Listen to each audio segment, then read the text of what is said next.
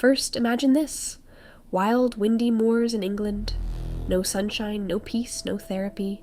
Just isolated houses, social class tension, and people who refuse to communicate like normal human beings. This story takes place mainly in 2 houses. Wuthering Heights, a stormy, harsh house where everyone is angry and traumatized. Thrushcross Grange, a prettier, richer place with a more civilized lifestyle. And the contrast between these 2 houses basically represents the whole conflict of the book. Wild versus refined, chaos versus control, instinct versus society. We start with this random guy, Mr. Lockwood, who rents Thrushcross Grange. His landlord is this brooding, cold man named Heathcliff.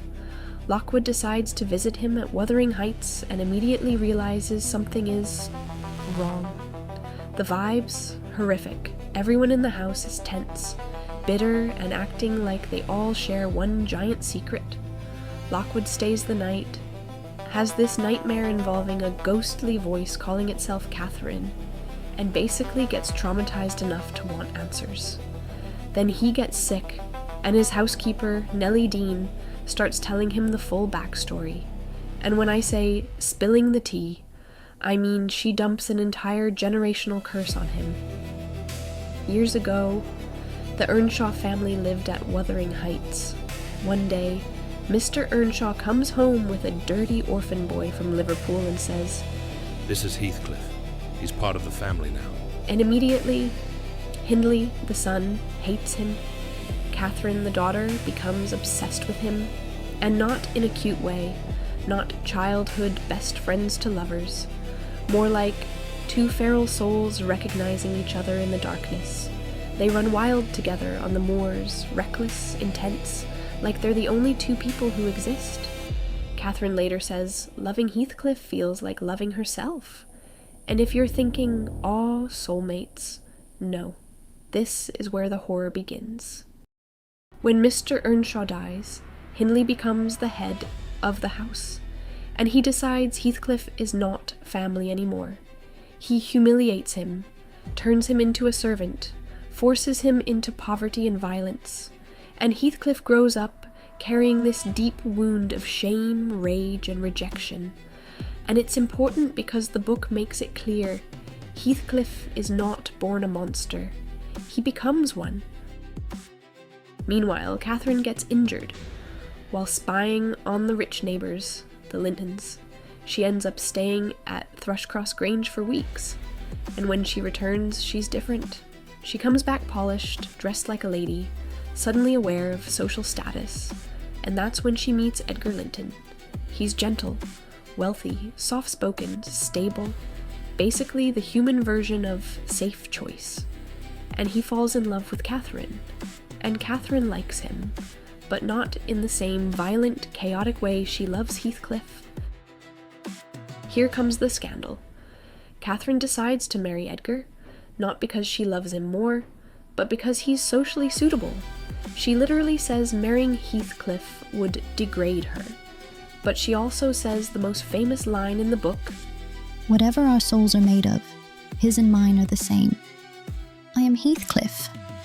Meaning she doesn't see Heathcliff as someone she loves. She sees him as something that exists inside her, which sounds romantic until you realize this is not love. This is possession. And unfortunately for everyone, Heathcliff overhears only the degrading part. So he disappears. No note, no goodbye, no closure. Just vanishes into the night like a Victorian villain origin story. 3 years later, Heathcliff returns, and he's suddenly wealthy, but he's also colder, sharper, controlled. He's not here for love anymore. He's here for revenge. And first target, Hindley. Hindley has become a drunk, a gambler, a wreck. Heathcliff lends him money, lets him spiral deeper into debt, and slowly takes control of Wuthering Heights. By the time Hindley realizes what's happening, it's too late. Heathcliff owns everything. His second target, Edgar. Heathcliff inserts himself back into Catherine's life, and Catherine, being Catherine, cannot handle it. because she doesn't want to choose. She wants Edgar's comfort and status, and Heathcliff's intensity and chaos, and that creates emotional hell for everyone. Catherine starts unraveling. She stops eating. She becomes feverish. She becomes dramatic in a way that feels half illness, half self-destruction. And then we get one of the most intense scenes in classic literature. Catherine and Heathcliff reunite. And it's not a sweet reunion. They scream, they blame, they confess love like it's a curse. Heathcliff basically says, "If you die, you better haunt me." And Catherine dies shortly after giving birth to her daughter Cathy. And Heathcliff, he begs her ghost to never leave him with the iconic dialogue, "Catherine Earnshaw, may you not rest as long as I am living. You said I killed you. Haunt me then. The murdered do haunt their murderers. I believe, I know that ghosts have wandered on earth. Be with me always. Take any form. Drive me mad. Only do not leave me in this abyss where I cannot find you." Oh God, it is unutterable. I cannot live without my life. I cannot live without my soul.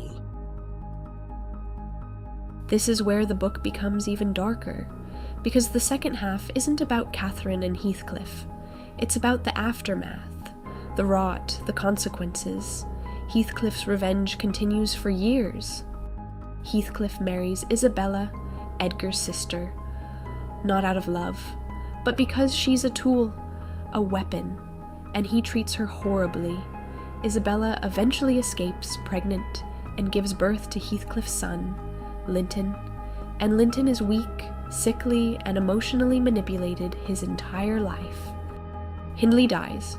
He has a son, Hareton, and Heathcliff takes him in, but instead of raising him kindly, Heathcliff raises Hareton the way Hindley raised Heathcliff, uneducated, degraded, treated like nothing.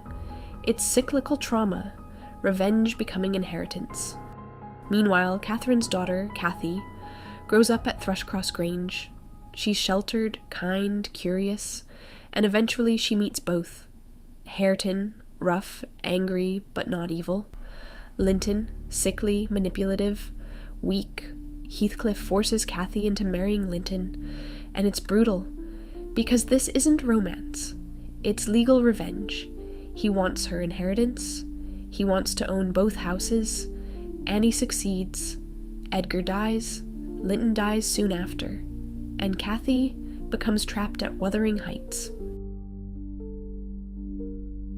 But here's the twist. The younger generation doesn't repeat the same toxic obsession.